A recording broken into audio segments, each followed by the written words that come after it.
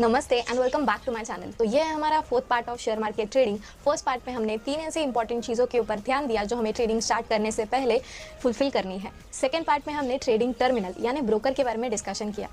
Third part में हमने technical analysis को स्टार्ट किया, ट्रेडिंग व्यू के साथ लाइन चार्ट को समझने की कोशिश की। लाइन चार्ट को समझने की कोशिश की थी, सपोर्ट रेजिस्टेंस कैसे लगाते हैं ये भी समझा था।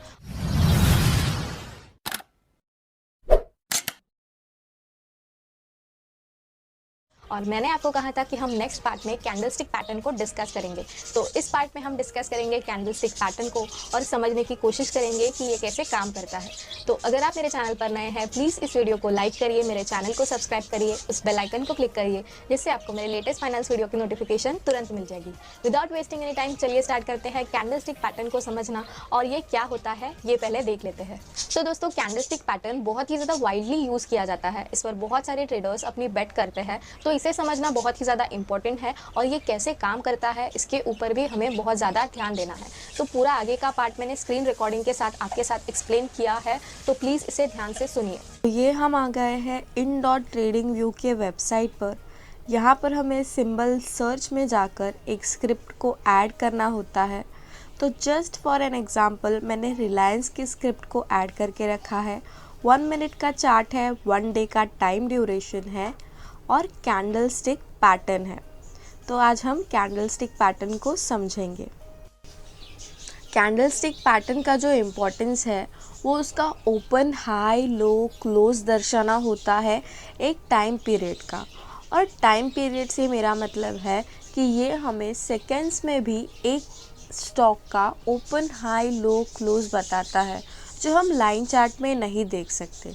यहाँ पर सिर्फ क्लोजिंग पॉइंट्स या फिर ओपनिंग पॉइंट्स को प्लॉट कर दिया जाता है और एक लाइन बना दी जाती है। लेकिन वही कैंडलस्टिक में हम हर एक पीरियड का ओपन, हाई, लो, क्लोज देख सकते हैं और जजमेंट पास कर सकते हैं। क्योंकि ये 1 डे का चार्ट है और मार्केट अभी ओपन है, तो ये कैंडल्स आगे बिल्ड होते जाएंगे। आगे हम समझेंगे कि अगर हमें इंट्राडे करना है तो किस तरह से सपोर्ट एंड रेजिस्टेंस लगाना पड़ेगा। पहले तो कैंडल्स के बारे में जान लेते हैं। तो ये एक रेड कैंडल है, इसका लो पॉइंट है ये नीचे वाली वीक, इसका क्लोज पॉइंट है ये बॉडी का नीचे वाला पार्ट, इसका ओपन पॉइंट रहेगा बॉडी का ऊपर वाला पार्ट, और जो ऊपर वाली वीक है वो उसका हाईएस्ट पॉइंट रहेगा। इतना तो क्लियर है कि कैंडल के 4 ही पार्ट्स होते हैं और 2 ही कलर होते हैं, लेकिन ये जो फॉर्मेशंस बनाती है वो अलग अलग टाइप के हो सकते हैं। तो अभी हम ग्रीन कैंडल के बारे में जानकारी लेते हैं। ये एक ग्रीन कैंडल है जिसने अलग फॉर्मेशन बनाया है। उसकी जो नीचे वाली वीक है ये उसका लो पॉइंट रहेगा उस पीरियड का, ये उसका ओपन पॉइंट है, ये उसका क्लोज पॉइंट है, और जो ऊपर वाली वीक है वो उसका हाईएस्ट पॉइंट है। तो आपको इतना समझ में आ गया होगा कि रेड और ग्रीन का जो ओपन एंड क्लोज होता है वो वाइस वर्सा होता है। अगर आप सोच रहे हैं कि इसके पीछे का लॉजिक क्या है, तो लॉजिक सुनिए। एक कैंडल तभी रेड होती है जब उसका क्लोज उसके ओपन से नीचे जाता है, और वही एक कैंडल तभी ग्रीन होती है जब उसका क्लोज उसके ओपन से ऊपर जाता है। अगर हम इंट्राडे कर रहे हैं तो हमारे लिए टाइम ड्यूरेशन बहुत ही ज़्यादा इम्पॉर्टेंट है। मोस्टली हम 2 आवरली चार्ट देखते हैं। पहले वाला चार्ट हमारा 1 डे ड्यूरेशन का था, और यहाँ हम देख सकते हैं कि वो 1 डे अभी एक ग्रीन कैंडल में कन्वर्ट हो चुका है। तो आगे हम बढ़ेंगे कि हमें इंट्राडे में किस तरह से सपोर्ट एंड रेजिस्टेंस लगाना है। जैसे हमने लाइन चार्ट में सपोर्ट एंड रेजिस्टेंस कैसे लगाते हैं ये समझा था, अभी देख लेते हैं कि कैंडलस्टिक पैटर्न में सपोर्ट और रेजिस्टेंस कैसे लगाते हैं। साथ ही कैंडलस्टिक पैटर्न से हम स्टॉप लॉस कैसे ढूंढ सकते हैं पर्टिकुलर स्टॉक के लिए। सपोर्ट और रेजिस्टेंस लगाने के लिए हमें चार्ट को 2 आवरली और ये टाइम ड्यूरेशन को 3 मंथ्स या 1 मंथ्स पर लेके आना पड़ेगा। पहले तो जैसे मैंने आपको बता दिया है कि ये टाइम ड्यूरेशन के मुताबिक कैंडल्स बनते हैं, और हमारा जो एक डे था वो पूरे एक कैंडल में कन्वर्ट हो चुका है। क्योंकि वो कैंडल पूरी तरह से ग्रीन है तो हम इसमें ट्रेडिंग कर सकते हैं। हमारे लिए ये अपॉर्चुनिटी स्टॉक है। तो पहले तो हम सपोर्ट ड्रॉ कर लेते हैं। इसके आसपास कोई लाइन दिखाई नहीं दे रही है, इसलिए जो क्लोज में उसने एक कंसोलिडेशन का ड्यूरेशन था, उसके पॉइंट के नज़दीक हमको सपोर्ट लगा देना है। सपोर्ट यहाँ पर हमारा लग गया है। फ़िलहाल एक ही पॉइंट है, इसलिए हम इसे रेंज में कन्वर्ट कर रहे हैं। रेंज में क्यों? क्योंकि एक स्टॉक कभी भी एक ही प्राइस पर नहीं काम करता है, वो अलग अलग प्राइस पे काम करता है जो एक ही रेंज में होती है। रेजिस्टेंस भी हम एक रेंज में लगाएंगे, तो पहले तो मैंने इस क्लोज पॉइंट पे रेजिस्टेंस लगा दिया है। अगर स्टॉक इस रेजिस्टेंस को ब्रेक कर देता है तो इसमें और ज़्यादा मोमेंटम आने के चांसेस है। आगे बढ़ते हैं। हमें सपोर्ट और रेजिस्टेंस उस स्टॉक का मूवमेंट पता करके भी लगाना चाहिए, क्योंकि ये स्टॉक बहुत देर से उठने की कोशिश कर रहा था और हम चार्ट में भी समझ सकते हैं कि इस स्टॉक ने 2-3 बार उठने की कोशिश की, लेकिन बार बार मार्केट के वजह से ये स्टॉक नीचे गिरता गया। तो अभी मैं आपको एक लाइन ड्रॉ करके बता देती हूँ कि इस स्टॉक ने कब कब उठने की कोशिश की थी। अगर आप मुझसे पूछेंगे कि हमें कैसे पता चलेगा कि ये स्टॉक कब उठने की कोशिश कर रहा है, तो हमें वॉच लिस्ट प्रिपेयर करनी है। वहाँ पर हमें अपने क्लोज फ्रेंड्स को ऐड करना है और उनके प्राइजेस के साथ रोज़ बात करनी है। तो ये देखिए, इस स्टॉक ने एक बार उठने की कोशिश की थी, वापस एक हाई बना के गिर गया। दूसरी बार उसने उठने की कोशिश की थी, कंसोलिडेशन में चला गया, फिर और ज़्यादा गिर गया और एक बार उठने की कोशिश की लेकिन फिर गिर गया और ये आज वापस उठने की कोशिश कर रहा है। तो आई थिंक ये टाइम ये इसके जो हाईज़ इसने छोटे छोटे बना लिए थे उनको तोड़ने की कोशिश करेगा और नियर फ्यूचर में ये स्टॉक अपवर्ड चला जाएगा। सो देखते हैं। अगर आप चाहें तो नंबर 5 पर भी एक सपोर्ट ड्रॉ कर सकते हैं, जो कि बहुत ही ज़्यादा क्लोज होगा, क्योंकि हमारा पहले वाला सपोर्ट बहुत ज़्यादा नीचे है, तो हमें लगने को ज़्यादा है और आने को अभी पता नहीं कितना आएगा।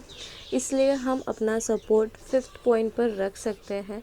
हालांकि नज़दीक में कोई पॉइंट नहीं है, लेकिन जो उसने डाउन ट्रेंड बनाया था तब उसने 2 पॉइंट्स पर होल्ड लिया था जो उस रेंज में आ जाते हैं। तो इसलिए हम अपना सपोर्ट चेंज कर सकते हैं। जैसे मैंने आपको पहले भी कहा था कि हम अपना सपोर्ट अपने मुताबिक लगा सकते हैं। अभी बात आती है कि हमें स्टॉप लॉस कैसे लगाना है। तो स्टॉप लॉस हम जिस कैंडल पर एंटर करते हैं उस कैंडल का लो पॉइंट हो सकता है, क्योंकि ये कैंडल्स हर एक टाइम ड्यूरेशन के हिसाब से चेंज होती रहती है, तो आपका स्टॉप लॉस भी आपके टेन्योर के हिसाब से चेंज होता रहेगा। अगर आप 2 घंटे के चार्ट के मुताबिक ट्रेड कर रहे हैं तो आपकी 2 घंटे की जो कैंडल होगी उसका लोएस्ट पॉइंट आपका स्टॉप लॉस होगा। अगर आप 1 मिनट, 1 सेकेंड, 5 मिनट के हिसाब से कर रहे हैं तो उस हिसाब से आपका स्टॉप लॉस चेंज होता रहेगा। अगर हम इस कैंडल पर एंटर करते हैं तो इसका वीक और लो पॉइंट जो है उसके थोड़ा नीचे हमें स्टॉप लॉस लगा देना है, क्योंकि ये स्टॉक अभी अपवर्ड डायरेक्शन में है। और अगर आप चाहते हैं कि आप इसमें लॉन्ग रखना चाहते हैं पोजीशन, तो आप 2 आवर्स के मुताबिक भी स्टॉप लॉस लगा सकते हैं। अगर हम इस चार्ट को 30 मिनट्स कर देंगे तो हमारा स्टॉप लॉस पहले ही हिट हो गया ऐसे दिखा देंगे। तो अपने ऊपर है कि हम कितने टेन्योर के लिए उस स्टॉक में एक्टिव है और कितना बड़ा ट्रेड रखना चाहते हैं, उस हिसाब से अपना स्टॉप लॉस होता है। और अगर हम अपना स्टॉप लॉस पहले से ही नक्की रखना चाहते हैं तो हम कैपिटल के मुताबिक भी स्टॉप लॉस लगा सकते हैं। कैपिटल के हिसाब से कैसे स्टॉप लॉस लगाना है, तो अगर आप 50,000 जितना कैपिटल लेके आते हैं और उस 50,000 में से 20,000 जितना काम एक स्टॉक में करना चाहते हैं, तो आपको पहले से ही उस 20,000 की रिस्क परसेंट को नक्की करना है। यानी आपको टेक प्रॉफिट के बारे में पहले नहीं सोचना है, आपको लॉस या रिस्क के बारे में पहले सोचना है और उस रिस्क को एक नंबर में कन्वर्ट करके लेना है और उतने स्टॉक जितना काम आप करेंगे एक स्टॉक में वो आपका हो जाता है स्टॉप लॉस का एक मार्क। तो रिलायंस के साथ ये हो गया कि हमने स्टॉप लॉस लगाया था 2450 का और ये स्टॉक जाके क्लोज़ हुआ है 204.99 और इसने 2500 को भी क्रॉस कर दिया था, यानी अपनी स्टॉक राइट चली गई थी मोस्टली। तो हमें अपने ऊपर रखना है कि स्टॉप लॉस कितना लगाना है, 2 आवर के चार्ट में लगाना है, 1 मिनट के लगाना है कि 5 मिनट्स के लगाना है, और उतना ही छोटा अपना टेन्योर भी होना चाहिए। ऑफ कोर्स इस पैटर्न को यूज़ करने के, प्रिडिक्ट करने के अपने अपने स्टाइल, अपने अपने मेथड होंगे। आपको भी अपना मेथड इवेंचुअली डेवलप करना पड़ेगा। आप किसी के मेथड को अडॉप्ट करेंगे और उसके ऊपर ट्रायल एंड एरर करेंगे तो भी चलेगा, लेकिन इवेंचुअली आपको अपना पैटर्न डेवलप करना पड़ेगा। कैंडलस्टिक पैटर्न हमें वो एक छूट दे देती है कि अपने प्रोजेक्शंस को हम कैसे अलग अलग तरीके से स्टडी कर पाए।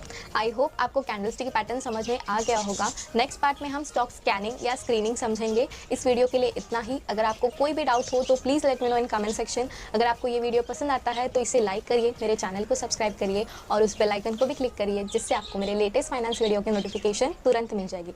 मिलते हैं नेक्स्ट पार्ट में, तब तक के लिए बाय बाय।